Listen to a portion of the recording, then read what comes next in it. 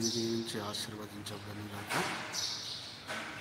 దయచేసి ఈ యొక్క ఛానల్లో వస్తున్న ప్రతి మెసేజ్ను, ప్రతి వీడియోను మీరు విని చూసి ఈ ఛానల్ను సబ్స్క్రైబ్ చేసుకోవాల్సిందిగా మీ అందరినీ కోరుతున్నాను. దేవుడు ఇంకా ఈ యొక్క ఛానల్ ద్వారా ఇంకా అద్భుతమైన వర్తమానాలు అందించలాగున మీ అనుదిన ప్రార్థనలో కూడా మీరు జ్ఞాపకం చేసుకోవాలిగా. వర్షాలు కురవడము స్టార్ట్ అయింది. ఆ రోజు నుంచి అంటే ముందుగా 5వ తారీఖు నుంచి వాతావరణంలో ఒక మార్పు మనకు కనబడుతూ వస్తున్నాయి.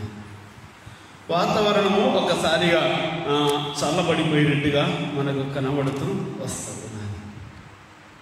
ఆ రోజు నుంచి మనం బాగా గమనిస్తే ఏప్రిల్ మాసంలో బాగా ఉన్నటువంటి వేడిమి, ఏప్రిల్ మాసంలో బాగా ఉన్నటువంటి ఎండలు ఇక ఈ మే మాసం 5వ తారీఖు నుంచి అది బాగా తగ్గిపోయినాయి. ఏంటి తగ్గిపోయిందంటే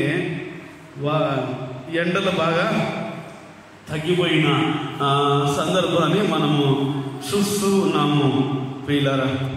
అయితే ఎందుకు ఇప్పుడు దాని గురించి చెబుతూ ఉన్నాను అంటే, గమనించండి ప్రియా దేవుని జనంగా, దేవుడు తాను సృష్టించిన సృష్టిలో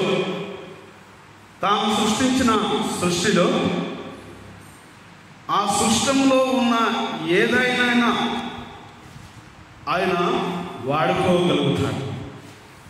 ఆయన సృష్టించినటువంటి సృష్టిలో ఏదానైనా కూడా, ఏ సృష్టినైనా కూడా దాన్ని దేనిగా సృష్టించాడో దాంట్లో ఏ ఒక్కదానైనా సరే ఆయన వాడుకోవడానికి అవకాశం ఉన్నది. అయితే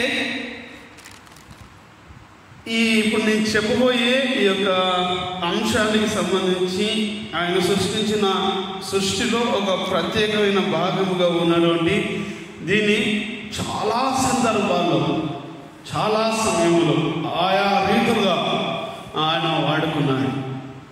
దాంట్లో ప్రత్యేకంగా మనకు కనబడేది వర్షాకాలము అనగానే మనకు కనబడేది ఏంటండి?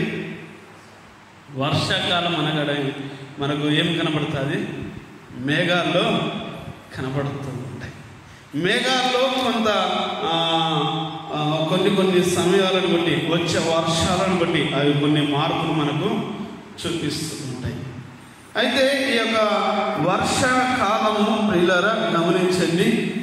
మరి ఈ వర్షాకాలానికి సంబంధించి దేవుడు మనకు అనేకమైన మాటలు తెలియపరిచాడు. కానీ మనం అన్నీ చూసుకోవడానికి అవకాశం లేదు మేఘాలకు సంబంధించి. కానీ మేఘాలను దేవుడు ఏ రీతిలో, ఏ సందర్భంలో వాడుకున్నాడు అన్న దానిపైన మాత్రం కొద్ది మాటలు మనం చూసుకుందాం. మేఘాలను దేవుడు వాడుకున్నాడు అనే ఈ యొక్క దీనిపైన కొద్ది వచనాలు మాత్రమే, మనకు సమయం ఎక్కువగా లేదు కనుక కొద్ది వచనాలు మాత్రమే నేను చూపిస్తాను. ఈ మేఘానికి సంబంధించి అనేకమైన పర్యాయ పదాలు ఉన్నాయి. మేఘాలకు సంబంధించినటువంటి అనేకమైన పర్యాయ పదాలు ఉన్నాయి. మబ్బులు అంటారు, జలధారలు అంటారు, పర్యాయధారములు అంటారు. ఇట్లా నానా రకాలైన పర్యాయ పదాలు ఈ యొక్క మేఘానికి సంబంధించినటువంటి ఉన్నాయి. అయితే ఇన్ని పర్యాయ పదాలు ఉన్నటువంటి ఈ యొక్క మేఘాన్ని దేవుడు ఎప్పుడు, ఎక్కడ, ఎలా వాడుకున్నాడు అని బైబిల్లో చూస్తే దాదాపుగా 150కి పైన ఈ మేఘానికి సంబంధించినటువంటి వచనాలు మనకు కనబడతాయి. కానీ నేను అన్ని చూసుకున్న సమయం ఉంటుందా? ఉండదు కదా. కొద్దిగా దేవుని చిత్తం అయితే ఒక 3-4 చూసుకుందాం. రండి ఒకసారి మనం నిర్గమకాండంలోనికి వెళ్దాం. నిర్గమకాండము 24వ అధ్యాయము. నిర్గమకాండము 24వ అధ్యాయము 12వ వచనం నుంచి మనకు ప్రాముఖ్యమైన మాటలు కనబడతాయి. అప్పుడు యెహోవా మోషేతో ఇట్లనెను, నీవు కొండ ఎక్కి నా ఎదుగు వచ్చి అచ్చట నుండు. నీవు వారికి బోధించినట్లు నేను రాసిన ఆజ్ఞలను ధర్మశాస్త్ర రాజ్య పలకలను నీకు ఇచ్చేదను. మోషేయు అతని పరిచారకుడైన యెహోషువ లేచిరి. మోషే దేవుని కొండ మీద ఎక్కెను. అతడు పెద్దలను చూసి, మేఘము మీ యొద్దకు వచ్చే వరకు ఇక్కడనే ఉండుడి. ఇదిగో అహరోనును హూరును మీతో ఉన్నారు. ఎవరికైనా వ్యాజ్యము ఉన్న ఎడల వారి యొద్దకు వెళ్ళవచ్చునని వారితో చెప్పెను. మోషే కొండ మీదకి ఎక్కినప్పుడు ఆ మేఘము కొండను కమ్మెను. యెహోవా మహిమ సీనాయి కొండ మీద నిలిచెను. మేఘము 6 దినములు దాన్ని కమ్ముకొనెను.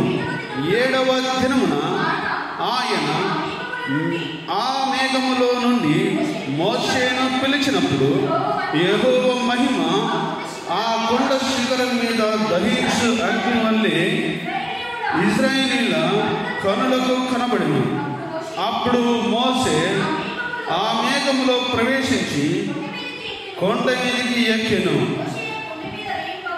మోషే ఆ కొండ మీద రేయింబగలు 40 దినములు ఉండెను. మంచిది.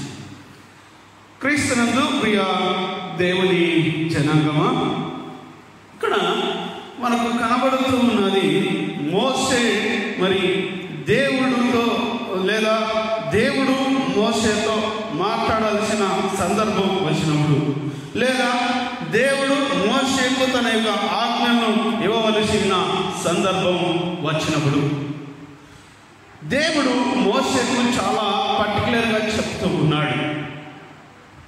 ఈ యొక్క చదవబడిన వచనాలను బట్టి మనకు అర్థమవుతూ ఉన్నది. ఇదిగో నీవు ఇక్కడ నుంచి లేచి సీనాయి పర్వతమునకు నువ్వు వెళ్ళు, సీనాయి కొండ మీదకు నీవు వెళ్ళు. అక్కడ నేను ఇదిగో మేఘ రూపము ధరించి అక్కడ నీకు కనబడతాను అన్న విధానాన్ని మనకి ఇక్కడ చూపించడము చూస్తూ ఉన్నాం. 15వ వచనంలో కనబడుతూ ఉన్నది, మోషే కొండ మీదకి ఎక్కినప్పుడు మేఘము ఆ కొండను కమ్మెను. ఏమి కమ్మింది అక్కడ? మేఘము ఆ కొండను కమ్మెను. అంటే ఆ కొండ పూర్తిగా కనిపించని యొక్క స్థితిలో ఆ మేఘము దాన్ని కమ్మినట్టుగా ఇక్కడ మనకు కనబడుతూ ఉన్నది. అదేవిధంగా 16వ వచనంలో అంటున్నాడు, యెహోవా మహిమ సీనాయి కొండ మీద నిలిచెను. మేఘము 6 దినములు దాన్ని, ఎన్ని దినాలు అంటమ్మా? 6 దినాలు కూడా ఆ మేఘము ఆ కొండను పూర్తిగా కమ్ముకున్నది. అంటే ఇప్పుడు గమనించండి, మేఘము దాన్ని కమ్మెను అంటే మనకు చాలా ఉదాహరణలు ఉంటాయి. నేను ఒక మాట మాత్రం చెప్తాను, గమనించండి.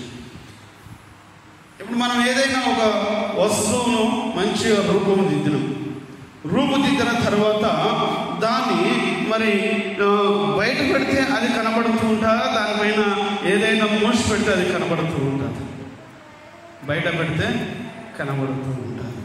ఈ సీనాయి కొండ కూడా ఇప్పుడు చూడడానికి ప్రజలందరికీ మంచిగా కనబడుతూ ఉన్నది.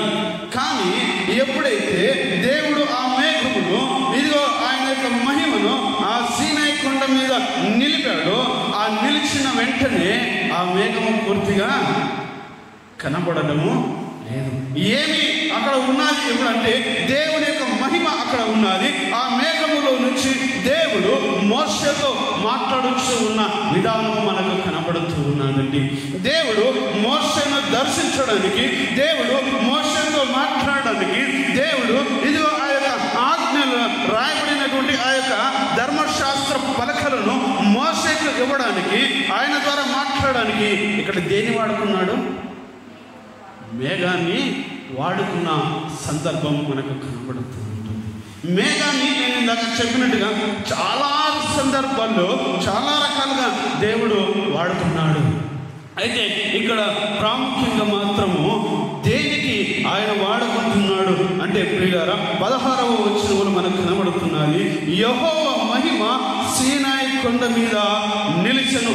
ఎందుకు అక్కడ ఆ కొండ మీద నిలవాల్సిన అవసరత వచ్చింది అంటే దేవుని ధర్మశాస్త్రాన్ని అక్కడ బయలుపరచడానికి, దేవుని యొక్క ఆజ్ఞలు అక్కడ ఇవ్వడానికి మోసేకు మరి దేవుడు ఆయనకు ఆ యొక్క ఆజ్ఞల పలకల్ని ఇవ్వడానికి ఆ కొండ మీద దిగి వచ్చి మేఘాన్ని వాడుకున్న సందర్భం మనకి ఇక్కడ కనపడుతూ ఉన్నది.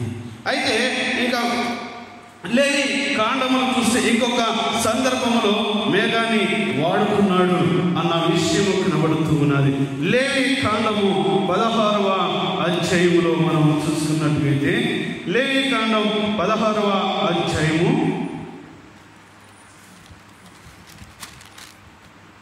2వ వచనం చదువుమా. నేను కరుణాపీఠం మీద మేఘములో కనబడుదును కనుక నీ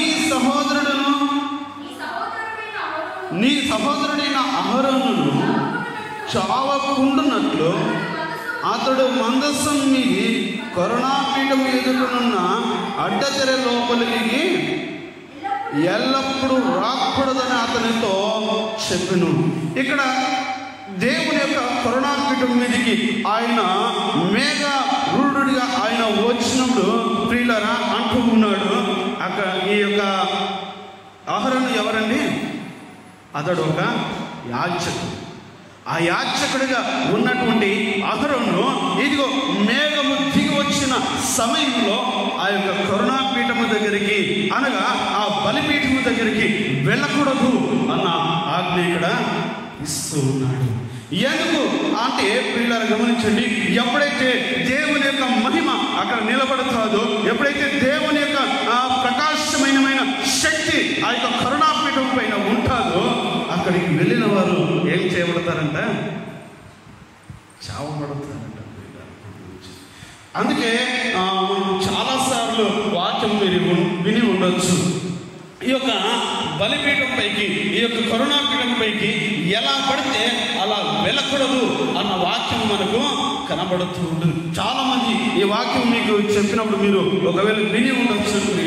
ఈ కరుణాపీఠం, ఈ బలిపీఠం పైకి మనం వెళుతూ ఉన్నప్పుడు చాలా శుభ్రంగా మనల్ని మనం పరీక్షించుకొని, మనల్ని మనం సరిదిద్దుకొని ఆ బలిపీఠము ఎక్కాల్సిన అవసరత ఉంటుంది. ఇదిగో ఈ యొక్క యాజకునికి సైతమే ఇక్కడ ఒక కండిషన్ పెడుతూ ఉన్నాడు. కనబడుతున్నదండి అది. యాజకుడు అహరోను ఎవరమ్మా? మోసే అన్ననే, కానీ అతడొక యాజకుడు. యాజకుడు అంటే అనునిత్యము కూడా దేవుని సన్నిధిలో ఉండి, ఆ యొక్క బలిపీఠం దగ్గర ఉండి అనునిత్యము కూడా ఇదిగో ధూపం వేసేటటువంటి ఒక ప్రధానమైన అవకాశం కలిగినటువంటి వ్యక్తి ఇతడు. ధూపం అంటే అర్థమైంది, దేవుని సన్నిధిలో ఆ రోజుల్లో ధూపం వేసేవారు. కానీ మనం ధూపం అనే దానికి అర్థం ఒకవేళ మనం దాన్ని బాగా గ్రహించాలంటే ఈ రోజుల్లో మనము దాని యొక్క ప్రార్థనగా మనం చూస్తూ ఉంటాం. దేవుని సన్నిధిలో మరి మీరు అన్య మందిరాల్లోనికి వెళ్ళి చూసినప్పుడు అక్కడ ధూపం వేయడానికి ఒక వ్యక్తి ప్రత్యేకంగా ఉంటాడు. ఆ వ్యక్తి అక్కడ ప్రత్యేకంగా ఉండి ఆ పనికి మాత్రం అతడు కేటాయించబడిన వాడుగా ఉంటాడు. అయితే ప్రియులారా గమనించండి, ఇప్పుడు దేవుని సన్నిధిలో మనం వేసే ధూపము ఆయన మరి ఇదిగో ఆయన స్వీకరించే విధములో ఆ ధూపం వెళ్ళాలని మనకు కనబడుతూ ఉంటుంది. అంటే మనం చేసే ప్రార్థన కూడా అంత పవిత్రంగా, అంత ఆయనకి ఇష్టపూర్వకంగా ఉండాలంట. ఇప్పుడు మనకు ఇందాక సాంబ్రాణి అని చెప్పినట్టు ఆ సాంబ్రాణి సువాసన ఎలా ఉంటుంది? కొంతమందికి అది పడుతుంది, కొంతమందికి పడదు. కానీ అది కొన్నిసార్లు చూడడానికి చాలా మంచి వాసనగా అనిపిస్తూ ఉంటుంది. అయితే ఈ యొక్క అహరోను అంత మంచి అవకాశం కలిగిన వ్యక్తే, కానీ తాను కూడా ఎప్పుడు పడితే అప్పుడు బలిపీఠం ఎక్కడానికి అవకాశము లేదు. ఎందుకు? దేవుని మహిమ అక్కడ నిలిచి ఉన్నాడు కనుక, ఆయన యొక్క మేఘముతో అక్కడ నింపబడి ఉన్నాడు కనుక, ఒకవేళ అతడు అక్కడికి వెళితే ఏమైపోతాడంట? చచ్చిపోతాడు. అందుకే అంటున్నాడు మోసేతో, మోసే నీ సహోదరుడైన అహరోను చావకుండునట్లు కరుణాపీఠం జరుగుతున్న అడ్డచెరలోనికి ఎల్లప్పుడు కూడా అంటే ఎల్లప్పుడు కూడా అంటే ఎప్పుడు పడితే అప్పుడు వెళ్ళకూడదని చెప్తూ ఉన్నాడు. అంటే ఇక్కడ ఇదిగో ప్రియులారా, ఇక్కడ జీవమును పోయడానికి, అంటే ఈ ఒక ఆహారం సాగుకున్న తాను జీవించడానికి ముందుగా ఒక హెచ్చరికని ఇక్కడ ఇస్తూ ఉన్నాడు. ఇది అక్కడ చూస్తేనేమో ధర్మశాస్త్రాన్ని ఇవ్వడానికి మరి మోషేను దేవుడు ఆ సీనాయి పర్వతమునకు ఆ మేఘములోనికి తీసుకువెళుతూ నడిపిస్తూ ఉన్న విధానం మనకు కనబడుతూ ఉన్నది. ఇక్కడ జీవం ఇవ్వడానికి ఆ యొక్క ఆహారాలను అక్కడికి రానియకుండా ఆపుతూ ఉన్న సందర్భం మనకి ఇక్కడ కనబడుతూ ఉన్నది. సంఖ్యాకాండములో ఒకసారి చూసుకుందాం. ఇంకా దీన్ని ఎలా వాడుకున్నాడు అన్న విధానాలను మీకు చూపించడానికి నేను ప్రయత్నం చేస్తున్నాను, గమనించండి. సంఖ్యాకాండము 11వ అధ్యాయము, సంఖ్యాకాండం 11వ అధ్యాయము 25వ వచనాన్ని చదువుమా. యెహోవా మేఘములో దిగి అతనితో మాట్లాడి అతడి మీది వచ్చిన ఆత్మలో పాలు ఆ 70 మంది పెద్దల మీద ఉంచెను. కావున ఆ ఆత్మ వారి మీద నిలిచినప్పుడు వారు ప్రవచించిది, మరలా ప్రవచింపలేదు. ప్రియులారా గమనించండి, మనకి ఇక్కడ 24వ వచనములో కనబడుతూ ఉంది.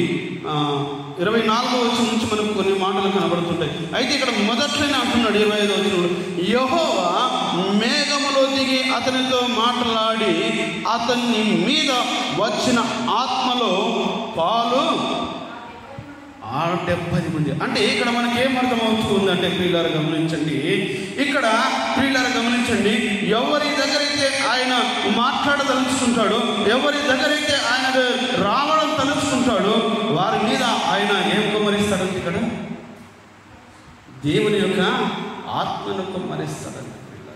దేవుని యొక్క ఆత్మను కుమ్మరించినప్పుడు వాళ్ళు ప్రవచించెదరు అన్న మాట మనకి ఇక్కడ కనబడుతూ ఉన్నాయి.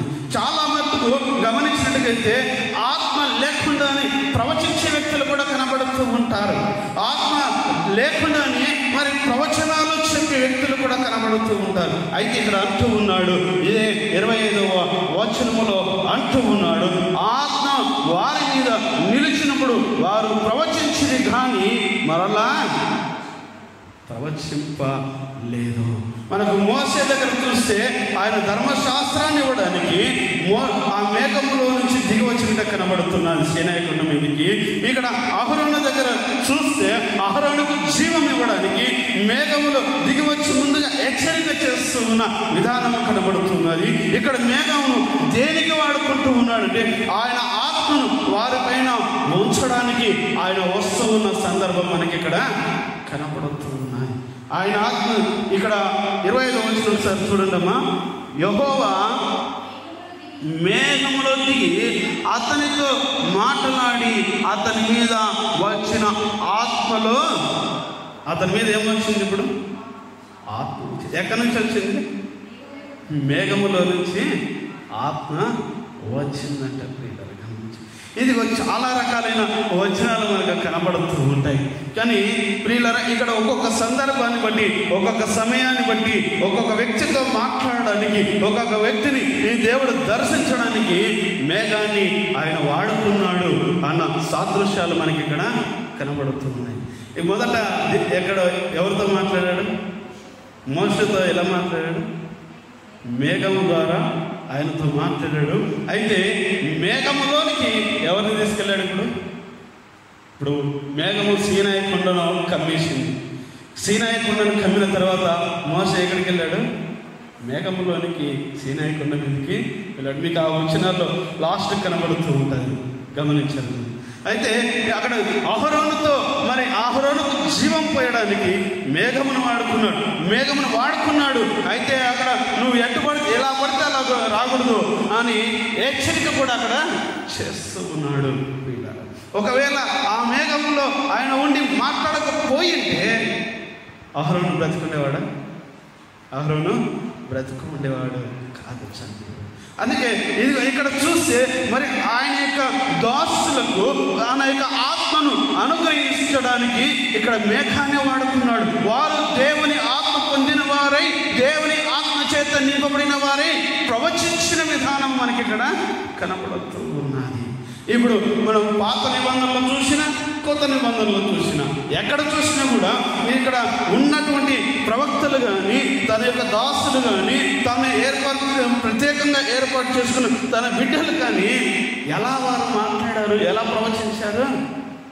దేవుని ఆత్మ వారిపైన దింపబడినది కనుక వాళ్ళు ప్రవచించారు. మనకు అదే విషయము అపోస్తల కార్యము 2వ అధ్యాయంలో కనబడుతుంది. ఇదిగో వారంతా మేడగదిలో కూడి ఉన్నప్పుడు వారిపైన దేవుని ఆత్మ వారిపైన దిగగా వారి అగ్ని జ్వాలల వంటి నాలుకల గలవారై ప్రవచించేది, మాట్లాడేది అన్నట్టుగా మనకు ఆయా భాషల్లో మాట్లాడేది అన్నట్టు కనబడుతుంది. ప్రియులారా గమనించండి. ఇది మొదటి రాజుల గ్రంథము మనం ఒకసారి చూసుకుందాం. మొదటి రాజుల గ్రంథంలో కూడా దేవుడు మేఘాన్ని ఇంకొక రీతిలో వాడుకున్నాడు అన్న సమయం, మన సందర్భం మనకు కనబడుతున్నది. ఒకసారి మొదటి రాజులు, 2వ రాజులు కాదండి, మొదటి రాజులు 8వ అధ్యాయము, మొదటి రాజులు 8వ అధ్యాయం 10వ వచనం, 10-11. యాజకులు పరిశుద్ధ స్థలములో నుండి బయటకు వచ్చినప్పుడు మేఘము యెహోవా మందిరమును నింపెను. కాబట్టి యెహోవా తేజో మహిమ యెహోవా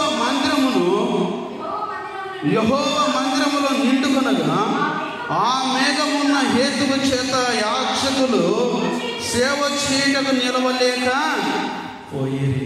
ఎక్కడున్నదంటే ఇప్పుడు మేఘము మందిరమును నిండుకొని ఉన్నదంటే, ముందు చూస్తేనేమో కరుణాపీఠం పైన ఉన్నదని మనం చూసాము. ఇప్పుడు ఎక్కడ ఉన్నదంటే పూర్తిగా కరుణాపీఠం ఒకటే కాదు, బలిపీఠం ఒకటే కాదు, ఇప్పుడు పూర్తి మందిరం పైనే ఆయన మేఘము నిండుకొని ఉన్నదంటే.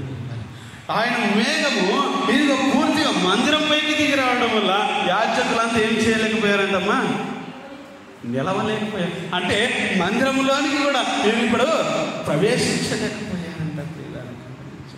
ఇదిగో మనకి 2 వచనాలు చాలా క్లుప్తంగా చాలా మంచి విషయం చెప్తున్నాయి. యాజకులు పరిశుద్ధ స్థలములో నుండి బయటకు వచ్చినప్పుడు మేఘము యెహోవా మందిరమును నింపెను. దేనితో నింపబడ్డది? ఇప్పుడు మందిరము దేనితో నింపబడ్డది? మేఘము యెహోవా మందిరమును నింపెను. 10వ వచనంలో కనబడుతుంది చూడండి. మేఘము యెహోవా మందిరమును నింపెను. కాబట్టి యెహోవా తేజ మహిమ యెహోవా మందిరములో నిండుకొనగా ఆ మేఘమున్న హేతువు చేత ఎవరు వెళ్ళలేకపోయారంట? ఎవరు? యాజకులు సేవ చేయుటకు నిలవలేకపోయారంట పిల్లలు. అంటే దేవుని యొక్క మహిమ ఆ మేఘం ద్వారా అంతగా నింపబడ్డది. ఆ మహిమ చేత ఆ మేఘమును మరి దేవుని యొక్క మందిరం పైన దాన్ని ఉంచాడు కనుక దానిలోనికి వెళ్ళడానికి వీళ్ళకు అవకాశం లేకపోయింది. చాలా సందర్భాల్లో దేవుడు మేఘాన్ని వాడుకున్నాడు. నేను ఇప్పటికి ఎన్ని అయినాయమ్మా? 4 ఇంకొక 2 ఈ 2 ఒకటే భావానికి సంబంధించి ఉంటుంది. అయితే ఇప్పుడు నేను చివరిగా చెప్పే ఈ మాట మనకు చాలా ప్రాముఖ్యమైనది. దేవుడు మేఘమును చాలా సందర్భాల్లో వాడుకున్నాడు అని మీకు పదే చెప్తూ ఉన్నాను. అయితే ఆయన వాడుకున్న సందర్భాన్ని మనం గమనించినట్టుగా తిరిగిరారా, ఇదిగో ఒక్కొక్క మాట ఒక్కొక్క సందర్భంలో ఆయన వాడుకున్నాడు. చాలా ప్రత్యేకంగా నోరు లేనటువంటి మేఘాన్ని కూడా వాడుకున్నాడు. అంటే ఎంత ప్రాధాన్యత మేఘం ద్వారా దేవుడు మనకి ఇస్తున్నాడు చూడండి. అసలు మేఘము అనే దానికి అర్థము చెప్తారా? మేఘము అనబడే దానికి అర్థము చాలా పర్యాయ పదాలు ఉన్నాయి. అయితే సూర్యుని యొక్క వేడికి భూమిపైన ఉన్నటువంటి నీరంతా ఆవిరిగా పైకి వెళ్ళిన తర్వాత ఆ ఆవిరి అంతా మరి ఆ యొక్క మేఘములో నింపబడము. ఈ మేఘాలంతా ఒక్కసారి మనకు వచ్చి మేఘాలు వస్తున్నాయంటే మనకేమర్థమవుతుందండి? ఈరోజు పొద్దున్న లేచి వాతావరణం చూసామనుకోండి, అక్కడక్కడ మబ్బులు కనిపించి అక్కడక్కడ మేఘాలు కనిపించండి, ఏమనుకుంటాం మనము? ఈరోజు వర్షం ఖచ్చితంగా వస్తుంది. ఏలియా ఒక సందర్భంలో వర్షము పడకూడదని ప్రార్థన చేశాడు. తిరిగి అదే సందర్భంలో మరొకసారి వర్షం పడాలని ప్రార్థించినప్పుడు ఏమొచ్చింది? మేఘము చిన్న ఒక అరిచేతంత మాత్రం అక్కడ ఆ వ్యక్తికి కనిపించింది. పిల్లలు కరెక్టేనా? మేఘము చిన్న అరిచేతంతా వారికి కనిపించినప్పుడు దేవుని ఆ కృప వారి పైన ఉన్నదని వారు ఎంతో సంతోషించారు. తాను చేసిన ప్రార్థనకు ప్రతిఫలము దేవుడు ఇచ్చాడని ఏలియా గెహజీ ఎంతగానో సంతోషించారు. పిల్లలు గమనించండి. ఎందుకంటే 3.5 సంవత్సరాలు కూడా అక్కడ ఏం రాలేదు. 3.5 సంవత్సరాలు కూడా వర్షం రాలేదు. ఆ రాకపోవడానికి కారణం కూడా ఈయన చేసిన ప్రార్థనేనండి. మళ్ళీ ఈ వర్షము రావడానికి, మేఘ రూపంలో వర్షము రావడానికి కారణం కూడా మళ్ళీ ఈయన చేసిన ప్రార్థన. మేఘము ప్రియులారా ఎప్పుడైతే ఆ నీటి ఆవిరితో నింపబడుతుందో అది పూర్తి స్థాయి వర్షాన్ని కుమ్మరించే ఆ యొక్క పరిస్థితులకి వస్తుంది కనుక దానికి మేఘము లేదు అని, మరి మేఘ అని ఇలా నానా రకాలుగా పర్యాయ పదాలు కనబడుతూ ఉంటాయి. రండి, నేను ఒకసారి మేఘాన్ని ఇంకా దేనికి వాడుకున్నాడు అనే మాట నేను చూపించి ముందుకు వెళ్ళిపోతాను. సమయము మనకు లేదు కనుక లూకాసు వార్త 21వ అధ్యాయము. లూకాసు వార్త 21వ అధ్యాయము.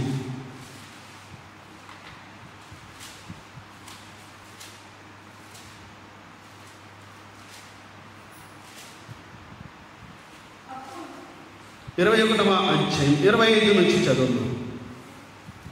21వ అధ్యాయం 25వ వచనం నుంచి. మరియు సూర్యచంద్ర నక్షత్రములో సూచనుడు భూమి మీద సముద్ర తరంగముల ఘోష వలన కలవరపడిన జనులకు శ్రమయు కలుగును. ఆకాశమందలి శక్తులు కదిలింపబడిన కనుక లోకం మీదకి రాబోచున్న నాటి విషయమై భయము కలిగి మనసులు ఎదురు చూచుచు ధైర్యము చెడి కూలుదురు. అప్పుడు మనుష్య కుమారుడు ప్రభావముతోను మహిమతోను మేఘారుడై వచ్చుట చూతురు. ఇవి జరగనారంభించినప్పుడు మీరు ధైర్యము తెచ్చుకొని మీ తలలెత్తుకునుడి, మీకు విడుదల సమీపించే ఉన్నాదనెను. ఇక్కడ ఒకటి ఇవ్వడానికి వీరొకటి చెడిన వారుగా ఉన్నారు, దాన్ని ఇవ్వడానికి మేఘ రూఢుడై ఆయన వస్తున్నాడంట. అర్థమైందా? చదవబడిన దాంట్లోనే ప్రజలంతా ఒకటి చెడిన వారి ఆందోళనతో ఉన్నప్పుడు దాన్ని ప్రసాదించడానికి ఆయన మేఘారూఢుడై వస్తూ ఉన్నాడు. ఏంటది?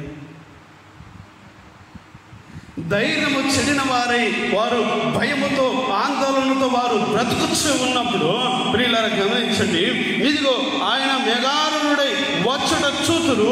ఇవి జరగనారంభించినప్పుడు మీరు ధైర్యము తెచ్చుకుందరు.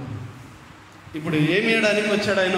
ప్రాముఖ్యంగా ధైర్యము వారికి ధైర్యము లేదు. అక్కడ జరుగుతున్న సంఘటనలను బట్టి వారు చూసినప్పుడు ఇదిగో ఆ యూద దేశం అంతటా కూడా ఇదిగో మరి ఎంతో భయంకరమైన శ్రమలు వారికి కలుగుతూ ఉన్నప్పుడు వారు భయముతో ఆందోళనతో మరి ఎంతో కలవరముతో వారు బ్రతుకుతూ బిక్కుమంటూ ధైర్యము లేని వారిగా జీవిస్తూ ఉన్న ఆ సందర్భంలో దేవుడు మేఘారుడై వారికి ధైర్యమును ఇవ్వడానికి వస్తూ ఉన్నాడు. అంటున్నాడు, మీరు ధైర్యము తెచ్చుకోండి. ఇక్కడ ఏమి చేయడానికి వచ్చాడమ్మా? ఎన్నైనా ఇప్పటికీ 5. ప్రియులారా ఇక్కడ వారికి ధైర్యం ఇవ్వడానికి ఆయన వస్తూ ఉన్నాడు. ఎలా వస్తూ ఉన్నాడు?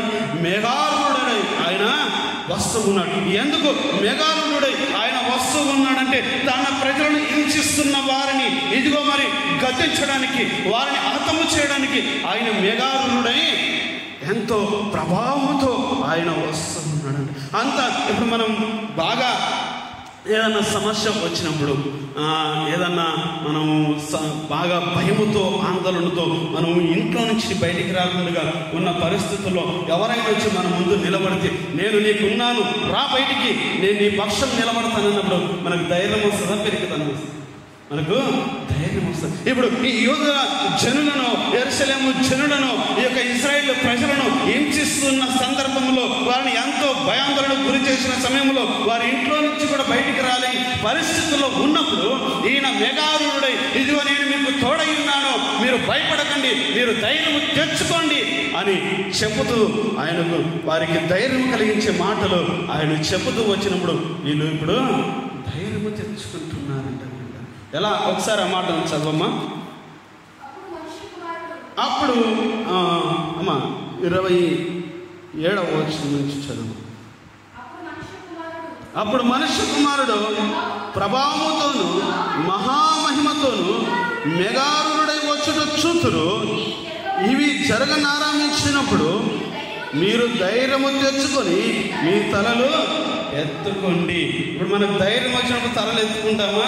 ధైర్యం తగ్గినప్పుడు తలలు ఎత్తుకుంటాం. ధైర్యం వచ్చినప్పుడు తలలు ఎత్తుకుంటాం. ఇప్పుడు వీళ్ళు ధైర్యము చెడిన వారు, ధైర్యము లేకుండా బలహీనులుగా ఉన్నారు కనుక ఈయన మేఘారుడై ఇదిగో నేను మీకు పక్షమున ఉన్నాను అని ఇదిగో వారిని ఎవరైతే హతము చేస్తున్నారో, ఎవరైతే ఖడ్గము వారిపైన దూరుస్తున్నాడో వారికి ఈయన సవాలు విసురుతూ, ప్రియులారా వీరి పక్షమున నిలబడ్డాడు.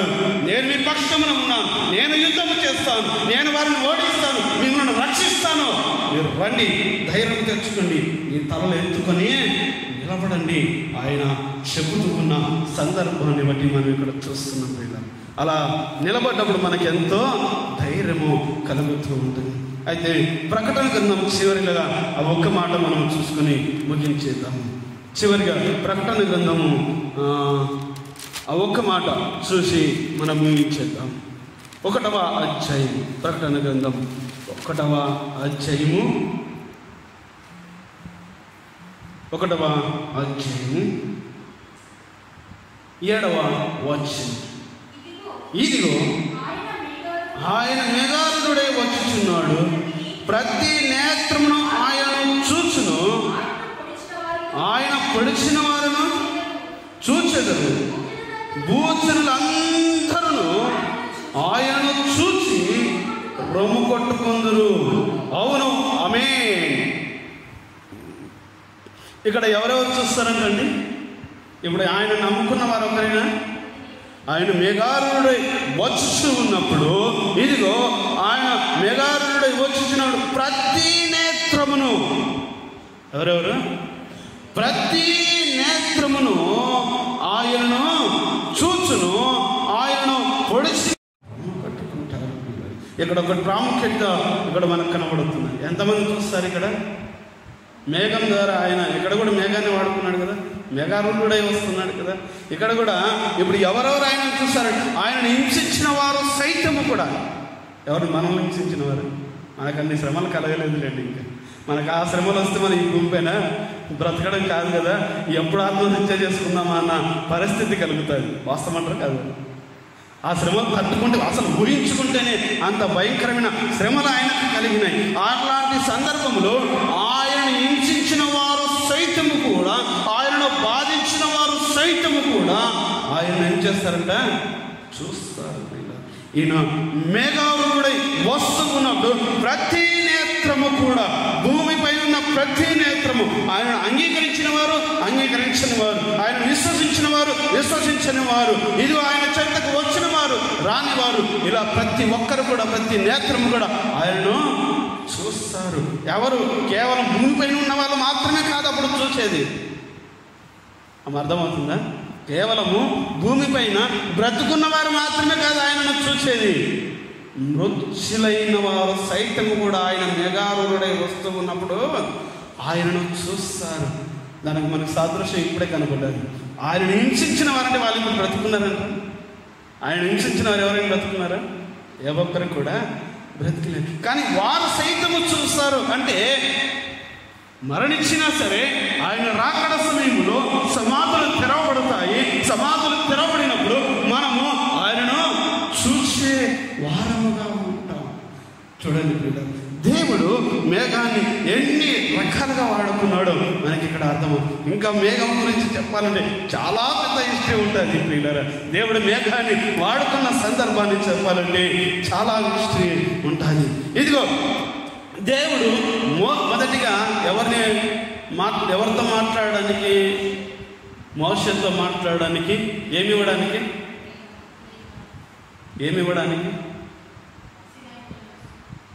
ఇవ్వడానికి సీనాయి కొండ మీద మోషేతో మాట్లాడి 10 ఆజ్ఞా పలకలు ఇవ్వడానికి దేవుడు మేఘాన్ని వాడుకున్నాడు.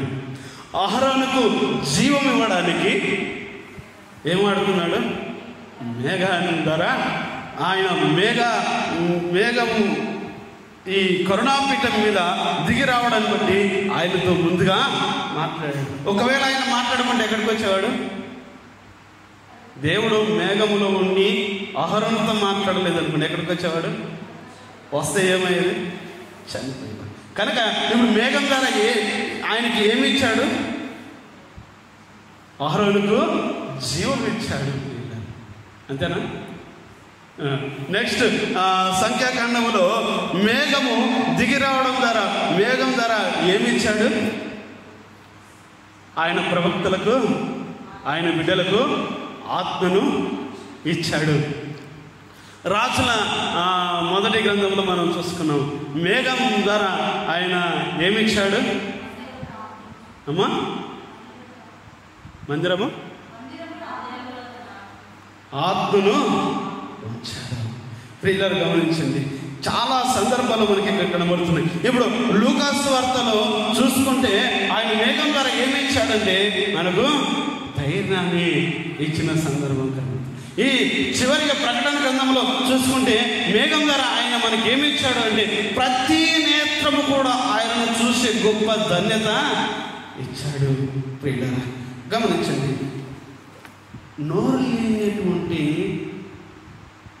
అది చూడలేనిది, మాట్లాడలేనటువంటి ఒక మేఘం ద్వారానే దేవుడు ఆయా సందర్భాల్లో అంత అద్భుతంగా వాడుకొని దేవుడు ఆ మేఘానికి ఇచ్చిన గొప్ప అదృష్టాన్ని మనం చూసుకుంటే ప్రియులారా, దేవుడు మనకు అన్ని చక్కటి అవయవాలు ఇచ్చాడు. మాట్లాడే చక్కటి నోరు ఇచ్చాడు, అర్థం చేసుకునే జ్ఞానం ఇచ్చాడు. మరి ప్రతిది కూడా దేవుడు మనకి ఇచ్చినటువంటి ప్రతి ఒక్కటి చూసుకుంటే మేఘము కంటే మనుషుడు గొప్పవాడా? మనుషుని కంటే మేఘము గొప్పదా? మనుషుడు గొప్పవాడు. కానీ గమనించండి, ఇంత గొప్ప అదృష్టము దేవుడు మనుషునికి ఇచ్చాడు కదా. ప్రభువా ఇదిగో మేఘాన్ని, మరి ఏ చలనము లేనటువంటి, ఏ మరి జ్ఞానము లేనటువంటి, ఏ యొక్క మాట మాట్లాడినటువంటి మేఘాన్ని నువ్వు అంతగా వాడుకున్నావే ప్రభువా. నీ కృప చూపించి నన్ను కూడా నీ సన్నిధిలో వాడుకో, నన్ను కూడా నీ సన్నిధిలో ఇదిగో నువ్వునైనా నీ యొక్క ఆత్మచేత నింపు. ఇదిగో నా ద్వారా కూడా నీ జనంతో మాట్లాడు. ఇదిగో నా ద్వారా కూడా నీ మందిర కార్యమును నువ్వు జరిగించు. ఇదిగో నా ద్వారా కూడా నీ యొక్క బిడ్డలను నువ్వు బలపరచు అని మనం వేడుకుంటే ఆయన మనల్ని వాడుకోవడానికి సిద్ధ మనస్సు కలిగిన వాడుగా ఉన్నాడు. దేవుడి కొద్ది మాటలు దీవించుగాక. కళ్ళు మూసుకుందాం, ప్రార్థన చేసుకుందాం.